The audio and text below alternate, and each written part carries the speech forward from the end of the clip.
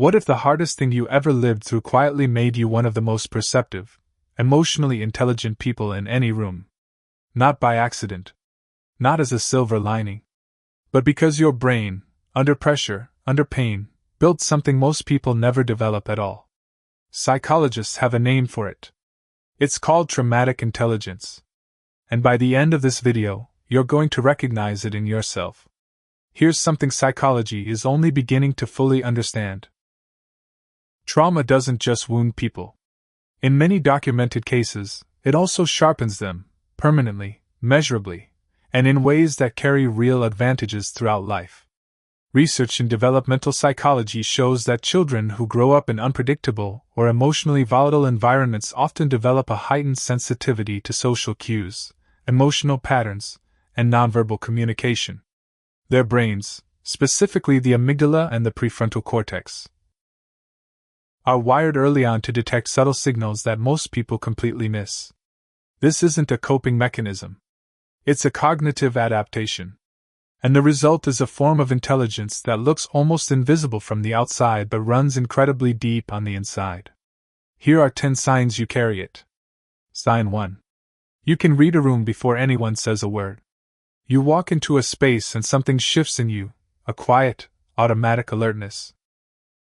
You notice the tension in someone's posture, the slight tightening around their eyes, a micro-expression that crosses a face in under a second. This isn't intuition in the mystical sense. It is pattern recognition. Your brain was trained from an early age to scan your environment for emotional data, because at some point, that scanning kept you safe. You learned to read the room because the room wasn't always safe to misread. That skill didn't disappear when the danger did. It became part of how you move through the world. Sign 2. You sense other people's needs before they can name them. You notice when someone is struggling even when they insist they're fine. You feel the shift in someone's energy before they've had a chance to process it themselves. Psychologists refer to this as hyperempathy, and it's a direct product of having had to track the emotional states of caregivers or family members with precision and care. You didn't learn to feel others in a classroom. You learned it because your environment required it, because anticipating someone's emotional state was a form of self-protection. The cost was high. But the skill it built is extraordinary. Sign 3. You become calm and strategic when things fall apart. Most people freeze under pressure. You tend to go quiet, focused, and purposeful. When a crisis hits, something in you shifts into a mode that others often can't access. This is your nervous system doing something researchers call stress inoculation, a process where repeated early exposure to high-stakes or unpredictable situations recalibrates the brain's threat response system. You don't freeze because high stakes was simply your normal. Your crisis mode became your baseline, and that's an edge most people spend decades trying to build. Sign 4. You think deeply about human behavior, almost compulsively. You analyze why people do what they do. You replay conversations not because you're anxious, but because you're searching for the logic underneath behavior that others don't even register. You notice what people don't say as much as what they do. This depth of psychological thinking wasn't a personality trait you were born with.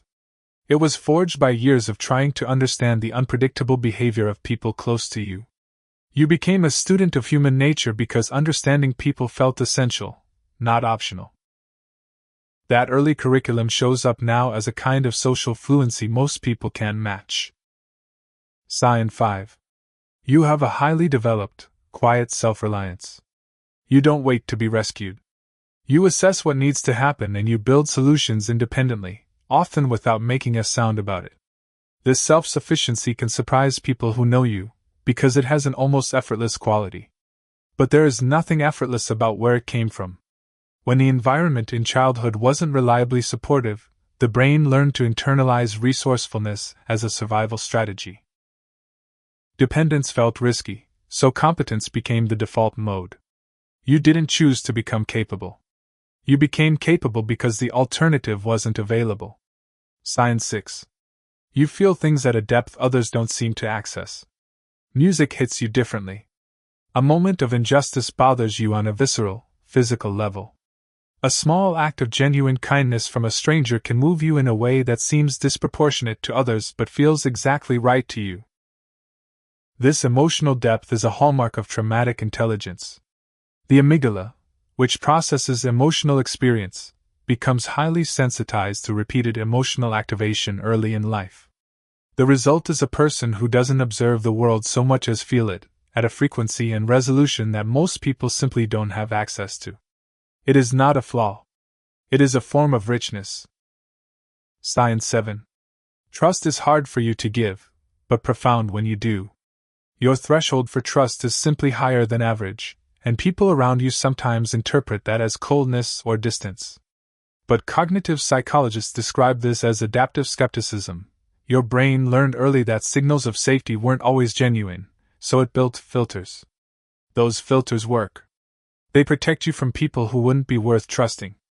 And when someone passes through them, when you decide to trust, that trust is honest, solid, and unusually durable. The connections you form don't have the volume of some people's social lives, but they tend to have a depth that others rarely reach. Sign 8. Stillness makes you uneasy. Rest can feel counterintuitive, even uncomfortable. When things are quiet, the mind tends to wander inward, and not always gently. This is the nervous system doing what it was conditioned to do: stay alert, keep scanning, don't be caught off guard. The irony is that the very intelligence trauma built requires active effort to unwind. Learning to rest, genuinely rest, is one of the most important and most difficult things someone with traumatic intelligence can practice. It is telling the brain, in the clearest possible terms, that the threat has passed. That you are allowed to stop standing guard. Here's what's worth sitting with before we close. Traumatic intelligence isn't something to celebrate at the expense of acknowledging the difficulty that created it. The sharpness was real, but so was the cost. What psychology invites us to understand is that the human brain is not simply damaged by hardship. It is also, in very specific and measurable ways, transformed by it. The perceptiveness you carry, the empathy you extend, the way you analyze the world, these aren't coincidences. They are the architecture of a mind that had to grow quickly, and did. The question isn't how you got here. The question is what you choose to do with the intelligence you built along the way. If this video described something you recognize in yourself, share it with someone who needs to hear it. Someone who has spent years believing that what they went through only left damage. Someone who hasn't yet connected the sensitivity, the awareness, and the depth they carry to the story behind it. They deserve to know. Drop a comment below. Which of these 10 signs resonated with you the most? I read every one. And if you want to go deeper into the psychology of resilience, emotional intelligence, and how the mind heals, subscribe. There's a lot more coming that I think you'll find genuinely useful.